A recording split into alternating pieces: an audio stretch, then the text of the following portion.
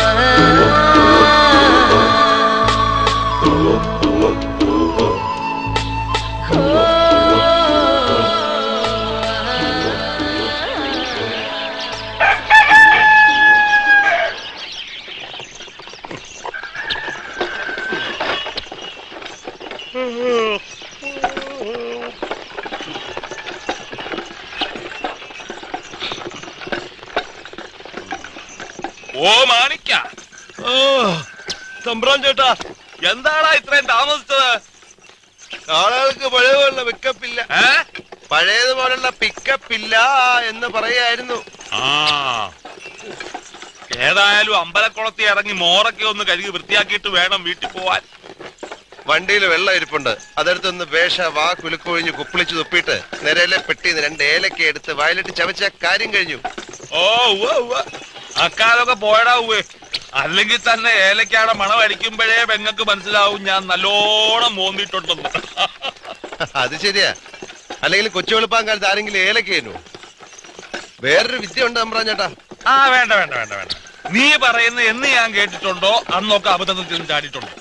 ഞാൻ പറയുന്നത് മോൻ അങ്ങോട്ട് കേട്ടോണ്ടാ മതി. ഓ ഓയ് ഓയ്. ആ പിന്നെ ഈ ചന്തയിലെ വിശേഷങ്ങളൊക്കെ യശോദാമ്മയോട് വർണ്ണിക്കുമ്പോ ഞാൻ കള്ളു കുടിച്ചു പറിച്ച കാര്യമൊന്നും പറയാൻ നിൽക്കണ്ട. എന്റെ തല പോയാലും ഞാൻ പറയില്ല. നിനക്ക് വാഴയുണ്ട്? എനിക്ക് കഴിയണ്ട, ഞാൻ കുടിച്ചില്ലല്ലോ. என்ன மாணிக்கா சௌக்கியமா? എന്നാ സൗഖ്യമ്മ இப்படியே போச்சு. வணக்கய்யா. ആ இந்த தடவை சந்தை எப்படி இருந்ததுங்க? ഇത് വല്ലോ ചന്തയാണോ മുന്നുചാമി? ചന്തയാവണേ കുംഭവാസം കഴിയണം.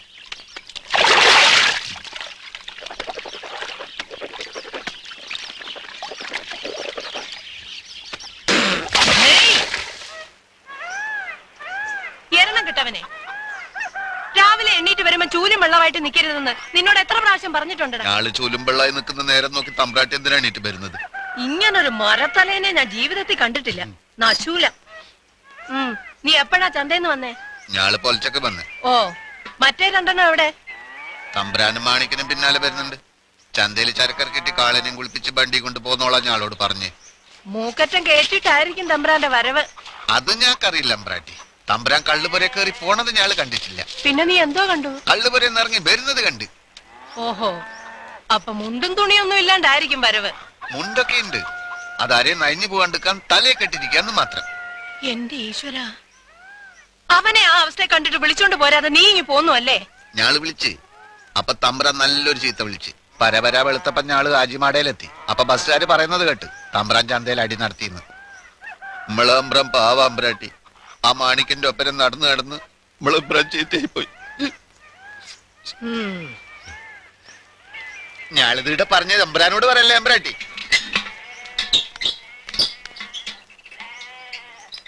നീ എന്തിനാ മാണിക്കണ്ട ദൂഷി പറഞ്ഞത്? ഓൻ ദുഷ്ടവനായതുകൊണ്ട്. ഞാളെപ്പോലെ ഓന് ഇടുത്ത പണിക്കാരനാ. എന്നാലോ തമ്പ്രാനാന്നാ വിചാരം. ഓനെ ഇടുന്ന് അടിച്ചറക്കിയാലേ ഈ കുടുംബത്തിന് രക്ഷയുള്ളൂ. നോയിക്കോ, ഞാളിത് മാണിക്കണ്ണോട് പറയും. പറഞ്ഞ ഞാക്കെന്താ? ഓനെ ഞാളെന്തിനാ പേടിക്കുന്നു? കളിച്ചാലുണ്ടല്ലോ ഞാളോട്. കാളെ കൊണ്ട് ചവിട്ടി കൊല്ലിക്കും ഞാള് വേച്ചേക്കൂല. എനിക്ക് ഓനോ ബലുത് ഞാളോ ബലുത്. മറക്കണ്ട, ഇന്റെ അപ്പൻ ഞാളെ മാമന. ചിങ്ങത്തിലെ കൊയ്ത്ത് കഴിഞ്ഞാല് ഇന്ന മംഗലം കഴിക്കുന്നത് ഞാളാ. ഞാളമംഗലം നീ മാത്രം തീരുമാനിച്ചപ്പോരല്ലോ. ഞാക്കിന്റെ അപ്പന്റെ ബാക്കിയുള്ളതാ. അപ്പന് ബാക്കണ്ട് കഴിഞ്ഞിട്ട് അപ്പനെ കെട്ടിക്കോ. അതിന് പരലോകം വരെ പോണ്ട മോളെ. തമ്പ്രാൻ വരണം.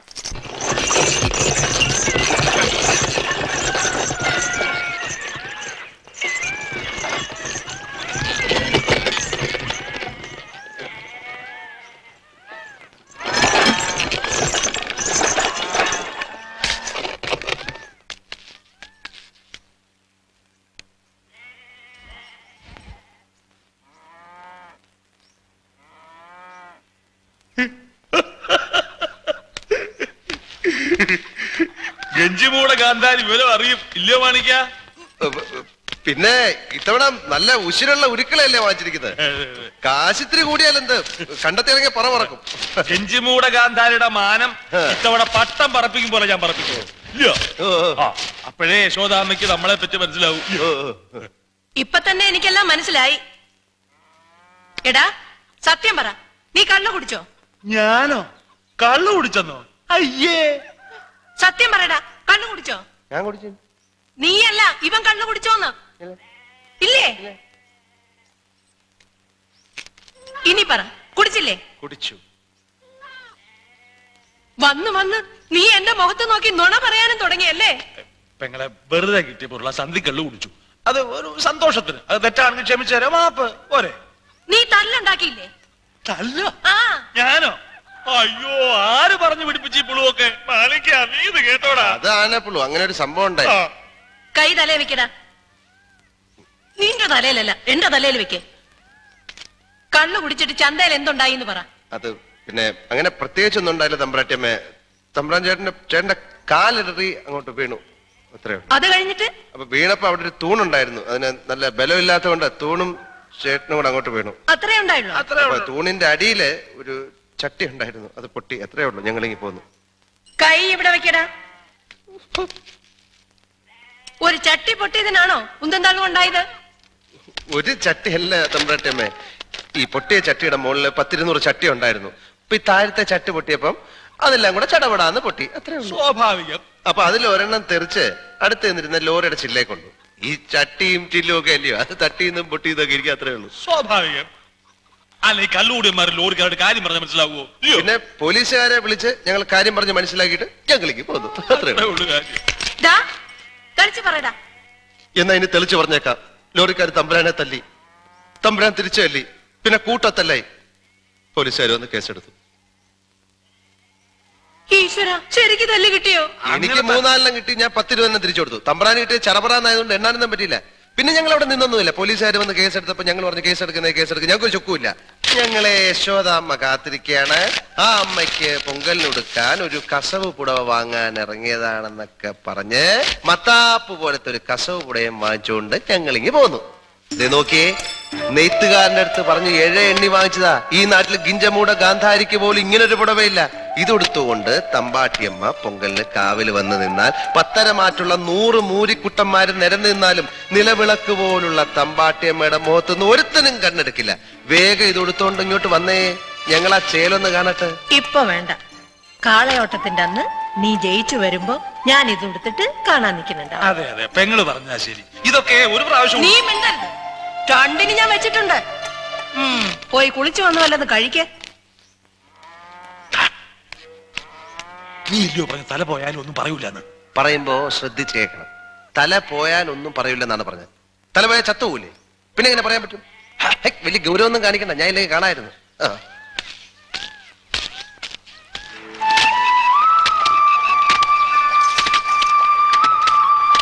അണ്ണയ്യ, എവിടേക്കാ പോണേ? ഒന്ന് മുങ്ങിച്ചാവാൻ. വേണ്ടാത്തൊന്നും മിണ്ടണ്ടോ. നീ കൊഴയാതെ പറയാൻ വല്ലതുകൊണ്ട് നേരെ പറ. പിന്നെ ഇന്നലെ തത്ത പറഞ്ഞു ഞങ്ങളെ മോഹൊക്കെ നടക്കുന്നു. ഏത് തത്ത? ആ കളി നോക്കണ തിമ്മയ്യല്ലേ, ഓന്റെ ചീട്ടെടുക്കണ തത്ത.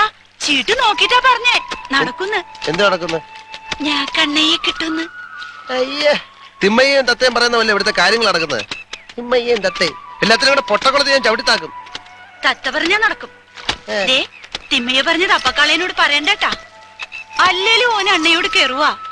ചന്തയില് കള്ളു കുടിച്ചൊന്നും ഭയക്കൊണ്ടാക്കിയെന്നും ഈ എന്തൊക്കെയാ തമ്പാട്ടിയോട് പറഞ്ഞേ.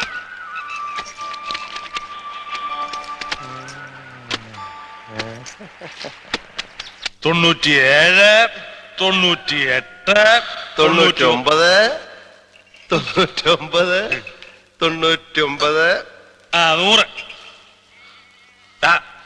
ഇത് കള്ള് ഷാപ്പിൽ കയറി കള്ളു കുടിച്ച കാര്യം പറഞ്ഞതിന്. ഇനി ലോറിക്കാരുമായി തല്ലുണ്ടാക്കിയ കാര്യം പറഞ്ഞതിന് മാണിക്ക, നമുക്ക് എത്ര കാളയുണ്ട്? നമുക്ക് 52, 53, 55. 55 കാളയും ഒരു കാളയ്ക്ക് 4 തൊട്ടി വെള്ളം വെച്ച് കിണറ്റിന്ന് കോരി വൈകുന്നതിന് മുമ്പ് കുളിപ്പിച്ച് തീർക്കണം. എന്നിട്ട് എന്നെ ഒന്ന് കാണണം. അപ്പൊ ഈ പിന്നെ പോലീസുകാർ വന്ന കാര്യം, പോലീസുകാർ വന്ന കാര്യം പറഞ്ഞതിന് അതിനുള്ള ശിക്ഷ ഞാൻ അപ്പ പറയാം.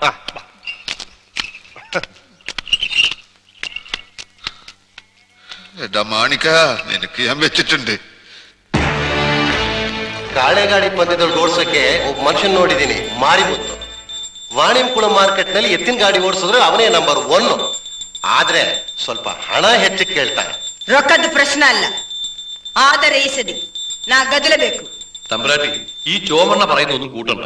കഴിഞ്ഞ പൊങ്കലിന് ഇയാൾ വീരവാദം അടിച്ചിട്ടല്ലേ ഒരു കിഴങ്ങനെയും കൊണ്ട് വന്നത്. ഓട്ടം കഴിഞ്ഞപ്പോ മാണിക്യൻ ജയിച്ചു. നമ്മുടെ കാള മാണിക്കിന്റെ കാളയുടെ 7 അയലത്തെത്തിയില്ല. നമ്മുടെ മാനവും പോയി, വാതു വെച്ച 100 വരെ നിലവും പോയി. ഇത്തവണ തോറ്റ ഇവനെ ഞാൻ ഈ കെട്ടിനകത്ത് കേട്ടില്ല. രാജയ, ഇവന് കേന് ಬೇಕೋ ಕೊಟ್ಟುಕೊಳ್ಸು.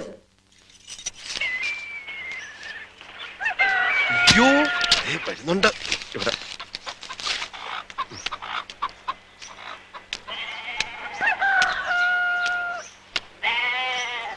എന്താ ഇങ്ങോട്ട് കെട്ടിയെടുത്ത്? 1-ാം തീയതി ആകുമ്പോ ഒരു സഞ്ചിയും ചുരുട്ടി കക്ഷത്തി വെച്ചോണ്ട് ഇറങ്ങിക്കോളും. ഇവിടെ ഉരുട്ടി വെച്ചിരിക്കില്ലേ എടുത്തോണ്ട് പോവാൻ. കൊച്ചമ്പ്രാന്റെ വെറ്റിലച്ചലത്തിലേ വെറ്റില കാണും. ഒരു വെറ്റില കൊടുത്തു, തുളസി വെറ്റില കൂട്ടി മുറുക്കിയിട്ട് 4 വർഷമായി നാവ് കൊതിക്കുന്നു. എന്റെ നാക്കും ചൊറിയുന്നു. ഒരു വെറ്റില തരാ, അത് തിന്നോണ്ട് സ്ഥലം കാലിയാക്കണം. തമ്പ്രാട്ടിയും കണ്ട് കൊച്ചമ്പ്രാനെയും കണ്ട് പൊങ്കലും കൂടിയിട്ട് കണ്ണയ്യ